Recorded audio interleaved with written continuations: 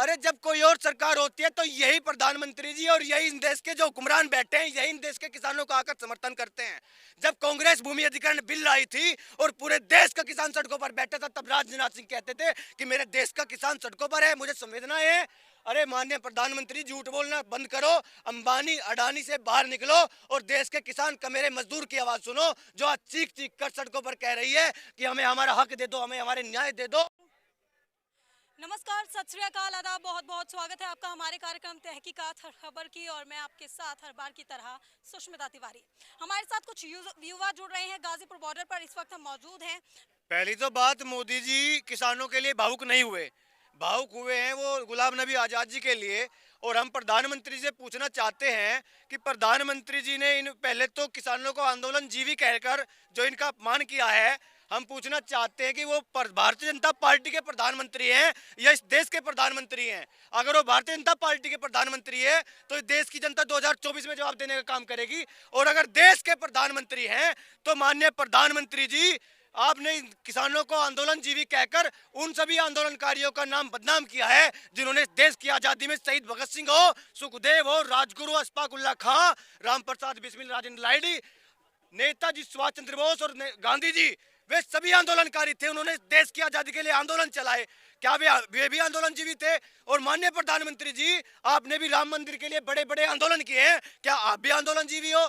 तो माननीय प्रधानमंत्री जी, आप अपने पद की गरिमा रखें। आप किसी पार्टी विशेष के प्रधानमंत्री नहीं, आप पूरे हिंदुस्तान के प्रधानमंत्री हो। और ये पूरे देश का किसान बैठा है यहाँ पर, ये पूरे देश की 75% आबादी है। अपनी जुबान पर थोड़ा संयम रखें। माननीय प्रधानमंत्री जी ने कहा कि ये जो कानून है ये ऑप्शनल है, ये जिन्हें मानना है मानो, जिन्हें न मानना नहीं मानो। अरे एक बात बताइए, कानून तो होते ही मानने के लिए है। अब कोई मेरी हत्या कर दे, मैं किसी की हत्या कर दूं और मेरे पर मुकदमा लगेगा 302 का, तो मैं कह दूंगा कि भाई मैं तो नहीं मानता। तो कानून तो मानने ही पड़ेंगे और कानून तोड़ने पर इस देश में सजाओं का प्रावधान है। तो माननीय प्रधानमंत्री जी, ऐसे कानून बनाते ही क्यों कि वो ऑप्शनल है? और जब इतने हल्के हैं, ऑप्शनल है, तो जी पूरे देश का किसान सड़कों पर पिछले 80 दिनों से खुले आसमान के नीचे पड़ा है, तो आप लोग इन्हें वापस क्यों नहीं ले लेते? और वापस नहीं ले सकते तो जो संशोधन किसान कह रहे हैं कि आप लोग एमएसपी, मंडी से बाहर एमएसपी दे दो, आप एमएसपी पर कानून बना दो, लिमिटेशन जो अनलिमिटेड स्टॉक्स पे लिमिटेशन लगा दो, किसान को कोर्ट जाने की गारंटी दे दो। किसान के साथ जो कॉन्ट्रैक्ट तोड़ने का मामला है वो किसान भी कॉन्ट्रैक्ट तोड़ सकता है। तो सब मामले बैठकर चर्चा करते क्यों नहीं हो? मोदी जी ये भी कह रहे हैं कि उनकी जगह अगर कोई और सरकार होती या उनके पद पे कोई और मंत्री होते तो वो भी पहले कानून वर्किंग में लाते, उसके बाद जो उसमें ढिलाई होती तो उस पर काम करते। अरे जब कोई और सरकार होती है तो यही प्रधानमंत्री जी और यही इन देश के जो हुक्मरान बैठे हैं यही इन देश के किसानों का आकर समर्थन करते हैं।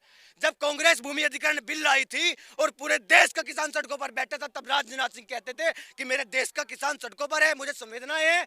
अरे माननीय प्रधानमंत्री, झूठ बोलना बंद करो, अंबानी अडानी से बाहर निकलो और देश के किसान का मेरे मजदूर की आवाज सुनो जो आज चीख चीख कर सड़कों पर कह रही है कि हमें हमारा हक दे दो, हमें हमारे न्याय दे दो और हमें एमएसपी पर कानून और तीनों काले कानूनों को वापस लेने का काम करो। नहीं तो साहब, रात इंदौरी साहब ने कहा था जो आज साहिब मसनद है कल नहीं होंगे, किराएदार हैं, जाति मकान थोड़ी है। और जो इन लोगों को आप खालिस्तानी पाकिस्तानी आतंकवादी बताते हो, तो मैं कहना चाहता हूं कि सभी का खून है शामिल यहाँ की मिट्टी में, किसी के बाप का हिंदुस्तान थोड़ी है। लेकिन सुप्रीम कोर्ट ने अभी हाल ही में बोला है कि जो भी आंदोलनकारी हैं वो केवल धरना प्रदर्शन वहीं करे जहां धरना देने के लिए जगह आपको दी गई है। तो सुप्रीम कोर्ट माननीय सरकार से मैं बात करके बताइए ना कि कौन सी जगह है। और हमें तो पता है कि जंतर मंतर दिल्ली में धरना स्थल है, तो किसान जाना चाहता है दिल्ली, जाने दो। रामलीला मैदान जाना चाहता है, जाने दो। अरे आपने तो किसानों के साथ ऐसा दुर्व्यवहार किया है, जैसी बैरिकेडिंग आपने यहाँ की है ऐसी बैरिकेडिंग देश का किसान अपने खेतों में हमारा पशुओं को रोकने लगाता है। तो देश के दुर्भाग्य है कि पूरे देश को अन्न खिलाने वाला उसकी तुलना हमारा पशुओं से ये लोग कर रहे हैं। तो माननीय प्रधानमंत्री जी, इन किसानों के साथ ये सौतेला व्यवहार बंद करो। बीजेपी के प्रवक्ता तो कह रहे हैं देश की मतलब किसानों की सुरक्षा के लिए लगाए गए हैं। ये देश की सुरक्षा के नहीं है, आंदोलन को बदनाम करने के लिए लगाए गए हैं। आप लोग भी निरंतर कवरेज कर रहे होंगे, किसान इस तरह बैठा है जबकि ये 2 रोड खुली हुई थी। इन लोगों ने यहाँ पर भी बैरिकेडिंग करके जो किसान नहीं है, जो यहाँ के स्थानीय लोग हैं, उन्हें परेशान करने के लिए, ये दिखाने के लिए कि देश के अन्नदाता ने ये रोड बंद कर दी है, इस किसान आंदोलन को बदनाम करने के लिए बैरिकेडिंग करी गई है, इसके अलावा नहीं। और मैडम, ऐसी बैरिकेडिंग अगर जो हमारे प्रधानमंत्री बॉर्डर पे करते तो शायद चाइना हमारे हिंदुस्तान की जगह में आके नहीं बैठा होता। जो ये बैरिकेडिंग यहाँ की गई है, यहाँ कीलर ये कांटे ये लगाए गए हैं, इतना अगर तो सिक्योरिटी वहाँ लगाई होती तो आज हमारे देश में चाइना जो आज अब बताया जा रहा है कि वहाँ से डिस्प्लेस हो रहा है, वो नहीं करना पड़ता। लेकिन आपने सुना होगा कि युवाओं के लिए मोदी जी बहुत काम करते हैं, चाहे वो शिक्षा के विषय में हो या महिलाओं की सुरक्षा के लिए आपने उनके नारे भी सुने होंगे, या वो बहुत सारी चीजें ऐसी लेकर के आए हैं कि जो देश के हित में हो। युवाओं के लिए तो बहुत काम किया है, पूरे देश के युवाओं को 2 करोड़ रोजगार तो दे दिए। मैं भी पढ़ा लिखा बेरोजगार यहाँ पर आप लोगों के सामने खड़ा हूँ, और देश का जो ये युवा नौजवान है, यही इसी की ताकत थी कि 2014 में वो चाहता था कि देश की कोई नई सरकार आएगी, कोई नई नीतियां लाएंगी और देश से बेरोजगारी भुखमरी हटने का काम करेगी। लेकिन देश के नौजवानों के लिए इतना काम किया, तो पूरे देश के नौजवानों को प्रत्येक वर्ष ये लोग पकड़ पकड़ कर 2 करोड़ रोजगार दे दिए। लेकिन देश का नौजवान इन्हें पहचान चुका है। आप लोगों ने देखा होगा पिछले वर्ष एसएससी वाले, जब से इनकी सरकार आई है, एसएससी की प्रत्येक भर्ती इनका पेपर लीक हो जाता है। अरे कहाँ की नीतियां हैं? पिछले साल जिस प्रकार अब किसान यहाँ पर बैठा है, दिल्ली में एसएससी के करीब कई हजार अभ्यर्थी अपना हक मांग रहे थे, लेकिन वो भी इन्होंने नहीं दे सके। तो देश के किसानों को हक नहीं दे सकते, देश के बेरोजगारों को रोजगार ही नहीं दे सकते, शिक्षा का बुरा हाल है, चिकित्सा का बुरा हाल है, तो फिर इस देश का माहौल किस ओर जा रहा है, दिशा किस ओर जा रही है, ये बताने का प्रधानमंत्री जी काम करें। लेकिन बीजेपी के जो कुछ प्रवक्ता है, उन लोगों का कहना है कि यहाँ के किसान बहुत भोले हैं, उन्हें अब टीवी पे आने का मौका मिला है तो वो मजे ले रहे हैं, उन्हें कुछ नॉलेज नहीं है, बस वो टीवी पे आना चाहते हैं। अरे देश का किसान भोला है, देश का किसान सीधा है, तभी तो इन जैसे झूठे और मक्कार लोगों को देश की गद्दी पर बैठा दिया। अगर देश का नौजवान और देश का किसान इन लोगों की मीठी मीठी पर सीधा ना होता, इनकी मीठे मीठे प्रलोभन में ना आता, तो ये लोग वहां पर बैठने का काम नहीं करते। हमारे साथ एक और देखिए, मोदी जी बहुत चालाकी से काम करते हैं, और मैं इस बात में नहीं जानता कि उन्होंने आंदोलन जीवी कहा, परजीवी कहा, वो हमेशा एक मुद्दा छोड़ देते हैं और लोग उसी में उलझ जाते हैं। और हम उलझ करके अपने किसान आंदोलन को कमज़ोर नहीं करेंगे। हम सीधे मुद्दे की बात मोदी जी से करना चाहते हैं कि साहब आप इन सब चीज़ों को छोड़िए, हमको परजीवी समझिए, बिच्छू डंक सांप कुछ भी समझिए, हमें अपने 3 मांगों को हटाने के लिए, जो 3 कानून है, इसको हटाने की बात कीजिए। हम चाहे कुछ भी हों, हम परजीवी हों, चाहे बिच्छू हों, डंक हों। देखिए, ये कह रहे हैं ना कि मोदी जी ने संघर्ष किया, आंदोलन किया, कुछ नहीं किया। इन्होंने कभी संघर्ष नहीं किया, किसी विषय पर उन्होंने आंदोलन नहीं किया। सांप जो होता है ना, वो अपना घर नहीं बनाता है, वो चूहे के घर में घुस के और चूहे के बच्चों को खा जाता है और खुद बैठ जाता है। भारतीय जनता पार्टी के कार्यकर्ताओं ने भारतीय जनता पार्टी को उस मकाम तक पहुंचाया जो आडवाणी जी को उन्होंने ख़त्म कर दिया और खुद जाकर बैठ गए। इसलिए उसी तरीके से वो देश को भी ख़त्म करना चाहते हैं। जिस तरह से भारतीय जनता पार्टी को उन्होंने ख़त्म कर दिया, कार्यकर्ताओं की मेहनत पर पानी फेर के भारतीय जनता पार्टी की सरकार बना करके और खुद प्रधानमंत्री बन गए, वो इसी तरह से किसानों को ख़त्म करना चाहते हैं, इसको बेरोजगार, इनको मजदूर बनाना चाहते हैं। इसलिए हम जिस तरह से आपने देखा पार्लियामेंट के अंदर ताली बजा के बिल पास हुआ, वोटिंग की डिमांड किया था, नोटिस दिया था विपक्ष ने कि आप वोटिंग कराइए, लेकिन वोटिंग ना करा के उन्होंने ताली बजा करके राज्यसभा में, क्योंकि राज्यसभा में उनकी बहुमत नहीं है। हम तो कह रहे हैं कि दोबारा फिर वोटिंग करा लीजिए, अभी भी समय है। यदि आप चाहते हैं कि आप जो है बहुत ईमानदारी से आपने काम किया, तो आप अभी भी राज्यसभा में वोटिंग करा लीजिए।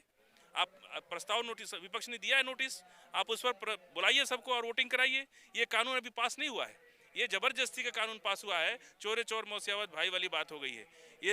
ये लोग इस किसानों को छलावा है, ये लोग किसान है ही नहीं, ये तो गुजराती बनिया हैं। ये लोग तो बेचने खरीदने का काम करते हैं। किसान तो इस देश का किसान है। वही मैंने कहा कि जिससे चूहा सांप जो है चूहे के बिल में घुस करके अपना घर बना लेता है, इसी तरह किसानों को, भोले भाले किसान नहीं होते तो धर्म जाति मजहब के नाम पर ये लोग सरकार नहीं बनाते। ये लोग कभी भी अपने कार्य क्षमता पे बात ही नहीं करते हैं। ये हमेशा पूंजीपतियों की बात करते हैं, हमेशा पूंजीपतियों की दलाली की बात करते हैं, पूंजीपतियों को मजबूत करने की बात करते हैं। गरीब किसान मजदूर की तो लोग बात ही नहीं करते। जैसे कि इन्होंने बोला कि सरकार से इन्हें बहुत गुस्सा है, लेकिन मेरा आपसे एक सवाल और है। मोदी जी ने कहा है जो यहाँ पे जो युवा समर्थन कर रहे हैं वो इस बात को समझे, जो यहाँ पे बुजुर्ग लोग हैं उन्हें काफ़ी दिक्कतें हो रही हैं। आप देख रहे हैं ज़्यादा से ज़्यादा मौतें हो रही हैं, लेकिन उन्हें समझना चाहिए कि यहाँ से ये जो बुजुर्ग लोग हैं उन्हें घर ले जाए, ये धरना खत्म कर दे, आपस में बात करें, आके चर्चा करें। इन बुजुर्गों की जमीन नहीं है क्या? जब इन बुजुर्गों की जमीन चली जाएगी, पूरा कॉर्पोरेट सेक्टर इनके अंदर घुस जाएगा, इनकी जमीनों पर कब्जा कर लेगा, तब भी तो इन्हें सड़कों पर ही आना है। तो मोदी जी अगर इन बुजुर्गों से इतनी संवेदनाएं हैं तो इन बुजुर्गों की बात क्यों नहीं मान लेते? मोदी जी तो कह रहे हैं इन्हें काफी दिक्कतों का सामना करना पड़ रहा है, वो वैसे भी बात जारी रखेंगे, चर्चा जारी रखेंगे, लेकिन यहाँ से धरना खत्म कर दे, इन्हें दिक्कत ना हो। धरता खत्म जब ही होगा जब तीनों काले कानून वापस ले जाएंगे, अगर उन्होंने बुजुर्गों से, किसानों से इतनी संवेदनाएं हैं तो फिर तीनों काले कानून वापस लो और एमएसपी पर कानून बनाओ। हम आने वाले समय में इन्हें संदेश देना चाहते हैं कि खींचकर लाई है कत्ल होने की उम्मीद, कातिलों का आज जमघट कूचा एक कातिल में है और सरफराजी की तमन्ना अब हमारे दिल में है। देखना है जोर कितना बाजुए कातिल में है। जैसा कि आपने सुना, हमारे साथ जो युवा जुड़े थे उन्होंने बात रखी है। उन्होंने ये कहा है कि जब तक ये काला कानून वापस नहीं होता है, एमएसपी पे सरकार कानून नहीं बनाती है, तब तक ये धरना खत्म नहीं होगा। ना ही यहाँ से बुजुर्ग जाने वाले हैं और ना ही यहाँ से युवाओं का समर्थन खत्म होने वाला है। बने रहिए हमारे साथ और देखते रहिए तहकीकात। नमस्कार।